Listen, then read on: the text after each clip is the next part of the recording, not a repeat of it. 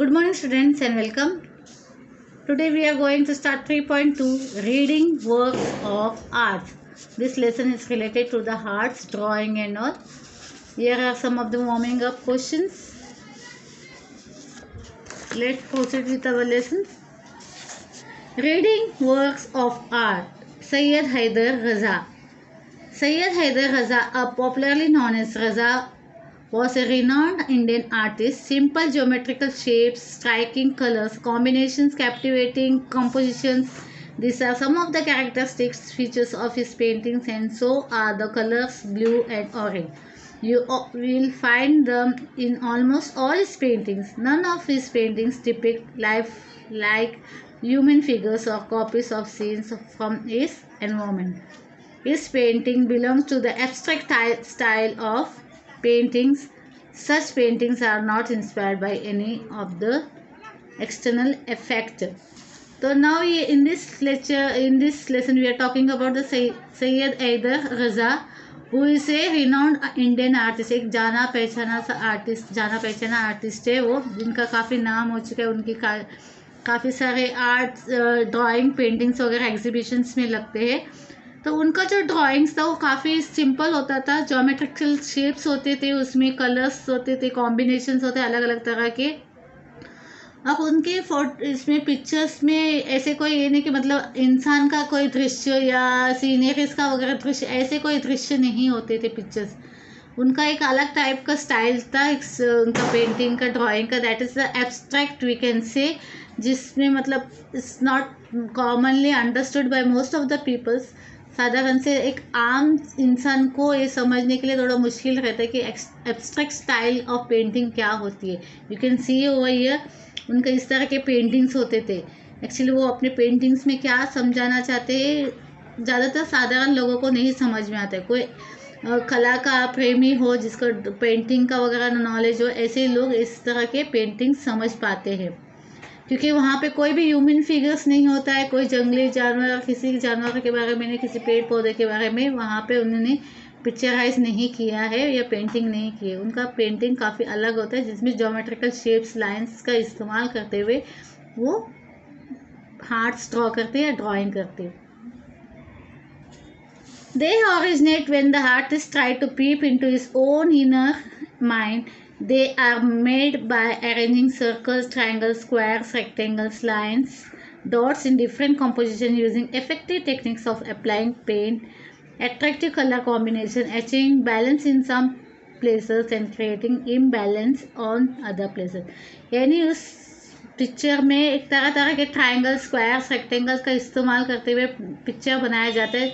इसमें कॉम्पोजिशन काफ़ी अलग होते हैं, टेक्निक्स अलग होते हैं, पेंट अप्लाई करने का तरीका अलग होता है. कहीं पे डार्क होता है तो कहीं पे लाइट होता है. इस तरह के इनके एब्स्ट्रैक्ट पेंटिंग्स होते थे.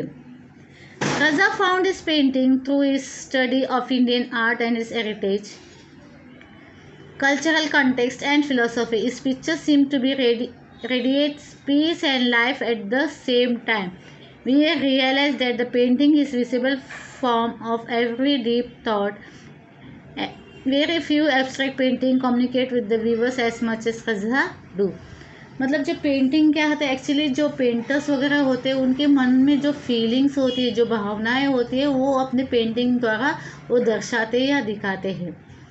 तो कुछ जो पेंटिंग्स है नॉर्मली आसानी से समझ में आता है. अगर वो दुखी मूड में है, इमोशनल है या कोई इमोशनल पिक्चर्स करते हैं तो हमें नज़र आता है कि उनकी पेंटिंग से हाँ ये कुछ इमोशनल उन्होंने पिक्चराइज किया करके.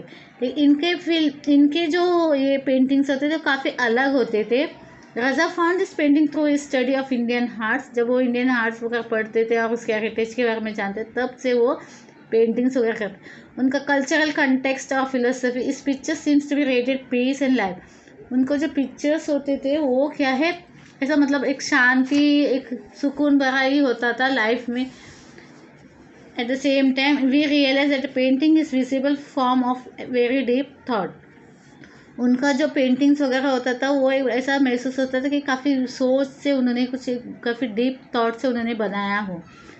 ये एब्स्ट्रैक्ट उनका पेंटिंग जैसे मैंने बताया कम्युनिकेट मीन्स कभी कभी कुछ पिक्चर्स हमें देख के हमें महसूस होता है कि उस पिक्चर द्वारा क्या वो आर्टिस्ट कहना चाहते हैं हमें, that is way of communicating.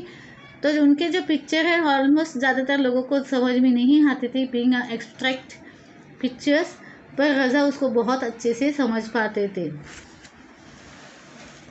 C you can see over here all this pictures, आप लोग देखोगे, देखो यहाँ पे सर्कुलर ये यानी अपने थॉट्स को एक अलग तरह से उधर दिखाते थे, एक्सप्लेन करते थे या बताते। Raza was born in the small village of Madhya Pradesh. He began to paint from the age of 12. He studied art of Chitrakala Mahavidyalaya at Nagpur and then at the JG School of Art in Mumbai. Later he went to France to study art. तो रज़ा जो उनका जन्म हुआ था मध्य प्रदेश में हुआ था, एक स्मॉल विलेज में हुआ था। उन्होंने 12 साल की उम्र से ही पेंटिंग करने शुरू किए थे। He studied art at the चित्रकला महाविद्यालय। चित्रकला महाविद्यालय में उन्होंने अपना आर्ट की स्टडी की एट नागपुर। उसके बाद J J school of art of Mumbai में जो है उसमें उन्होंने स्टडी की।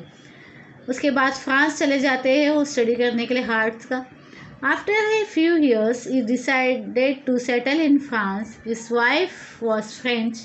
He won many national and international awards. तो कुछ दिनों बाद उन्होंने ये किए, सालों बाद उन्होंने अपने आप को फ्रांस में ही सेटल किया, मतलब वो फ्रांस में रह गए। उनकी वाइफ जो है वो फ्रेंच है, फ्रांस की है, और उन्होंने काफ़ी सारे नेशनल और इंटरनेशनल अवार्ड जीते हैं। He was honored with all the 3 Padma awards. उनका 3 पद्म अवार्ड्स मिले हैं, Padma Shri, Padma Bhushan and Padma Vibhushan.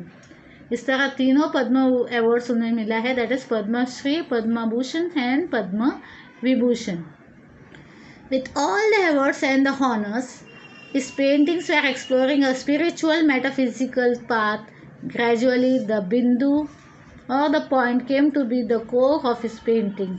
He described his work in these words: "My work is my own inner experience and involvement with the mysteries of nature and form which is expressed in the color, line, space and light." तो उनका जो ये था paintings था, it was exploring spiritual, मतलब अंदरूनी spiritual आपकी feelings we can से, जो मन से या अंदर अपने दिल से निकालता है। Metaphysical path, gradually the bindu, जो point we can see over here, bindu came to the core of his painting. He described his works in, अपने काम को उन्होंने इस तरह डिस्क्राइब किया: my work is my own inner experience.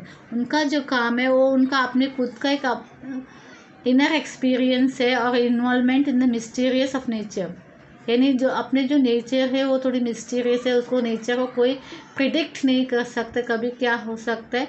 तो ये बोलते हैं वो मेरा काम जो है वो उनका अपना एक एक्सपीरियंस है, जो उन्होंने नेचर की तरह या नेचर को एज्यूम किया है, या उन्होंने उनका नेचर उनके सामने है, तो से मिस्टीरियस वन। तो उस तरह वो अपने काम को इस तरह इस तरह दर्शाते थे क्योंकि अपना उनका जो ये है उनके दृष्टिकोण से ये क्या है, वर्ल्ड क्या है, मिस्टीरियस है, जिसे हम कभी एज्यूम नहीं कर सकते या प्रिडिक्ट नहीं कर सकते। And form which is express in the colour, और उनका जो ये है थिंकिंग एक्सपीरियंस है, उन्होंने अपने कलर्स, लाइन और शेप्स के द्वारा दर्शाया या दिखाया है।